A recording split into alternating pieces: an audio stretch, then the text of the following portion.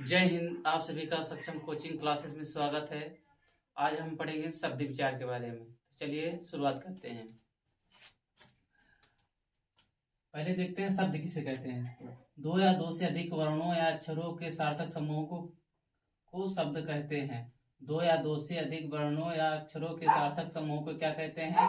शब्द कहते हैं।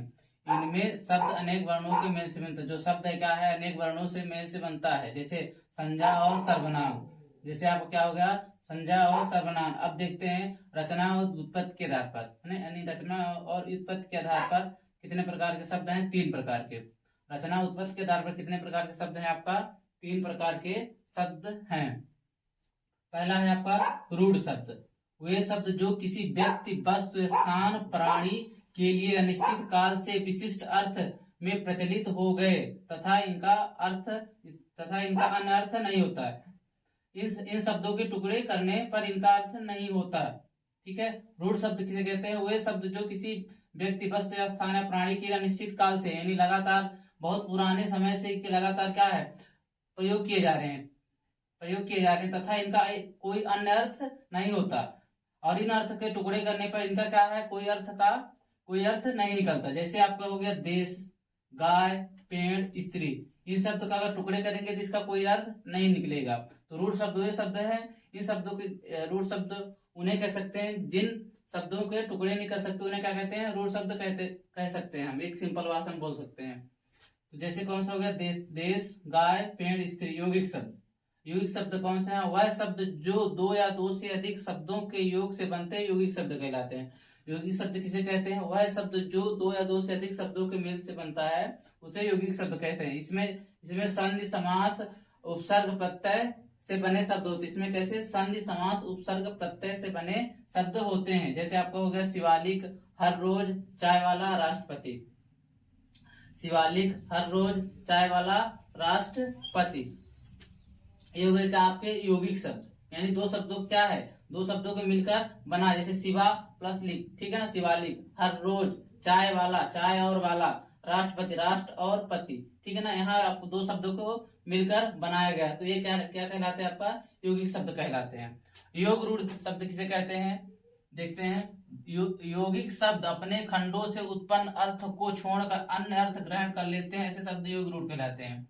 यानी यौगिक शब्द जो है तो अपने खंडों से उत्पन्न अर्थ को छोड़कर अन्य अर्थ ग्रहण कर लेते हैं, उन्हें क्या कहलाते हैं? उन्हें क्या कहते हैं? योग रूढ़ शब्द कहते हैं। जैसे दशानन अर्थात क्या होगा? आपका रावण। तो इन्हें क्या कहते हैं? आप योग रूढ़ कहते हैं। अब देखते हैं कौन सा? प्रयोग के आधार पर कितने होते हैं? 2 प्रकार के होते हैं, विकारी शब्द, अविकारी शब्द। विकारी शब्द किसे कहते हैं? वे शब्द जो लिंग, वचन, पुरुष, काल आदि के आधार पर परिवर्तित होते हैं, उन्हें विकारी शब्द कहते हैं। विकारी शब्द किसे कहते हैं? वे शब्द जो लिंग, वचन, पुरुष, काल आदि के आधार पर परिवर्तित हो जाते हैं, उन्हें विकारी शब्द कहते हैं। जैसे संज्ञा, सर्वनाम, क्रिया, विशेषण। इसमें क्या है? कोई भी शब्द क्या है? लिंग, वचन के आधार पर क्या हो जाता है? आपका परिवर्तित हो जाता है। अब देखते हैं अविकारी शब्द किसे कहते हैं? जो शब्द लिंग, वचन, पुरुष, काल आदि के आधार पर परिवर्तित नहीं होता, उन्हें अविकारी शब्द कहते हैं।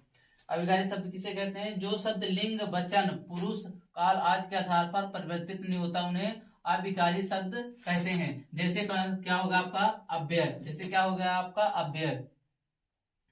अब देखते हैं आपका उद्गम या उत्पत्ति के आधार पर। उद्गम या उत्पत्ति के आधार कितने हैं? आपके 4 प्रकार के हैं। कौन कौन से? तत्सम, तद्भव, देशज, विदेशज, ठीक है ना।